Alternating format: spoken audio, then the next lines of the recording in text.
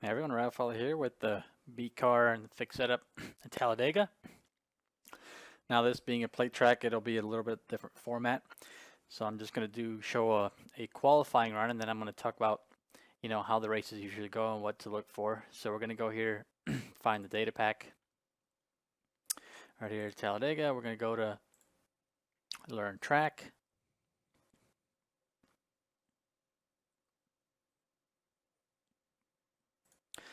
And now I'm actually going to go from all the way from essentially the start. And this is basically just a warm-up lap. So get up to speed, as quick as you can. Get through those gears as efficiently as possible. Especially from third to fourth gear, you don't have to wind it out all the way to 9,000. You can pretty much shift right there. Once you get to 8,000, 81, 8,200. And once you get into fourth gear, the most important thing is just to be as smooth as possible. And now you may be asking, well, why is it important, to qualify well if, being a restricted plate track, you can pass so easily? What's the big deal? Well, the thing is, eventually, even though some drivers just ride around in the middle or even in the back of the pack, eventually drivers will want to get to the front, and not everybody can get to the front at once. And the problem, when you start having issues and crashes, is when everybody tries to do that all at once. So if you can start up front, it kind of does that for you. And now we're going to go here to lap 2, which is essentially our warm-up lap. So you just run around the wall as smooth as possible. You can stay far a little bit from the wall. The wall actually juts out a little bit sometimes. It's not perfectly smooth.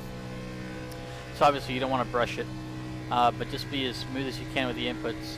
So going back to the qualifying thing, if you can find yourself in front of the pack before the race even starts, that's the best possible scenario. So always, putting down a solid qualifying lap, it's beneficial even at a plate track where it's pretty easy to pass. So as you can see right here, still running the high line. We're going to stay high through the tri-oval here, coming to the white flag, just longest way around. And now as we come here to the white flag, we're going to go over here, find our lap.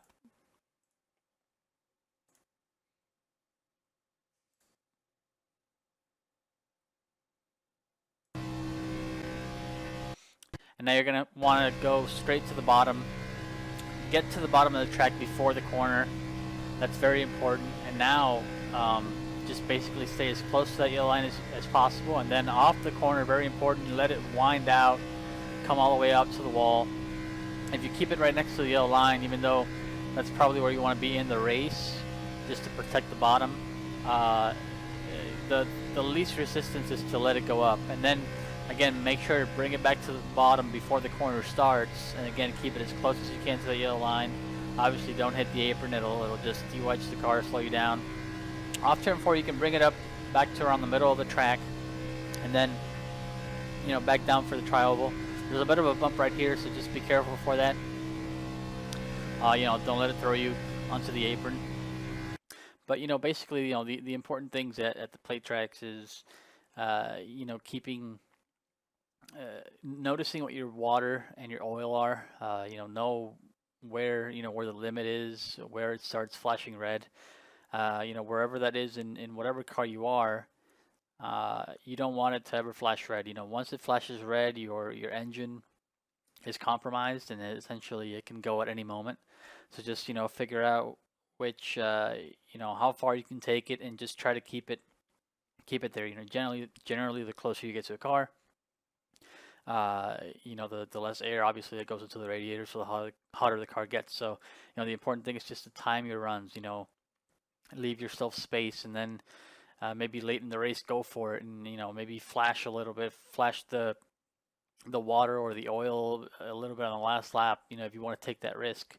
So the important thing obviously is just to look out for that stuff, and just stay out of trouble. There's a lot of people here they get impatient. They think they can go win the race. Even though you may look like a hero, it's still 30, 40 laps to go, and you end up maybe crashing or just getting sent to the back. So, always just pay attention to your surroundings, pay attention to your temperature, and if you can, start up front, and then, plate racing can be a lot of fun if done right, but it can be very frustrating if done wrong.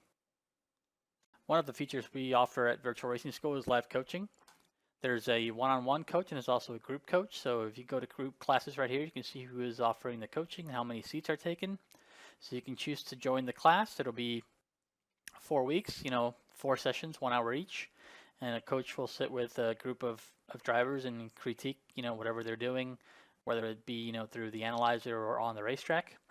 And if you'd also like a one-on-one session, you just click on coaches right here and you just choose whoever you want to as coach. So if you want me as coach, you click on my name, you go to request session and pick whatever you like. So, that's one of the features we offer here at VRS, and we hope to see you at a live coaching session soon.